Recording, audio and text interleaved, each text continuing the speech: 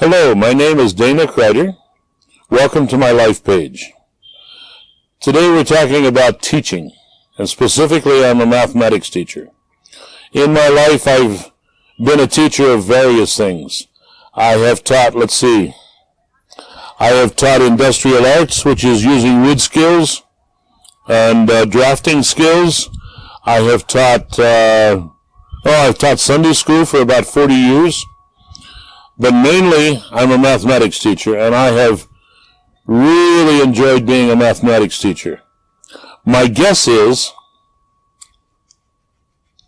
that if you take time to reflect on it, not too many people would say that they have really enjoyed being a mathematics teacher, or probably even less people would say they really enjoyed their mathematics teachers. I think one of the things that is great about mathematics. And when I think back on mathematics, I think of a math teacher in my young high school years who caught my attention, and he was just simply the most exciting teacher I ever had in high school, and that was why I wanted to be a math teacher. And he was one who had puzzles. He had classroom experiences that were unique. We did geometry using toothpicks and glue. My love of mathematics started because my grandfather knew I liked math, so he would give me challenging problems. And I remember that some evenings sitting around the fire after we had all the farm work done, my granddad would give me a puzzle, and I would have 6 or 7 or 8 3-digit numbers to add and see if I could add them as fast as my granddad added them. It was things like that that developed my love of mathematics. But you have to be able to think out of the box as well. And many, many times your success as a math teacher is going to be some combination of all that, not just knowing how to do the calculations, but being able to take people on journeys where you discover things mathematically.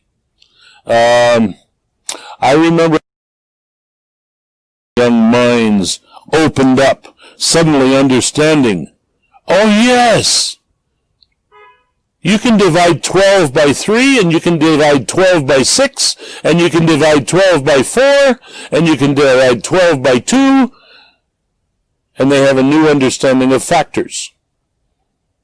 And that's where math understanding begins. And when you see young students grasp those kind of things, it's exciting to me.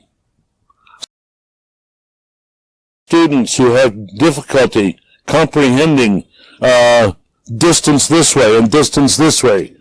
Many of us think in 2 dimensions, okay. But when you put that into 3 dimensions, many of us have difficulty. And students are the same. A number of students have that difficulty. But a part of it, if we're teaching mathematics, we're teaching in an institution, generally. Unless we're working as a tutor.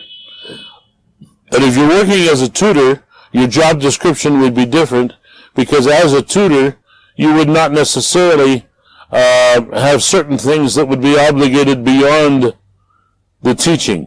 But let's separate them and talk about a math teacher as a classroom experience.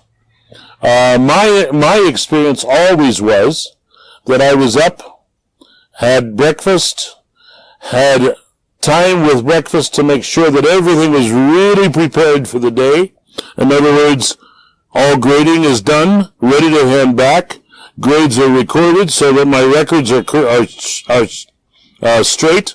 I never wanted to be a teacher who lost the grades of the students, and therefore I know one teacher who made up the grades for social studies one year because they lost all the records. So they just put it down, whatever the grades, whatever they wanted to give. I never allowed that to happen as a math teacher. Anyway, I would always be in school by 7:30 or 7:45.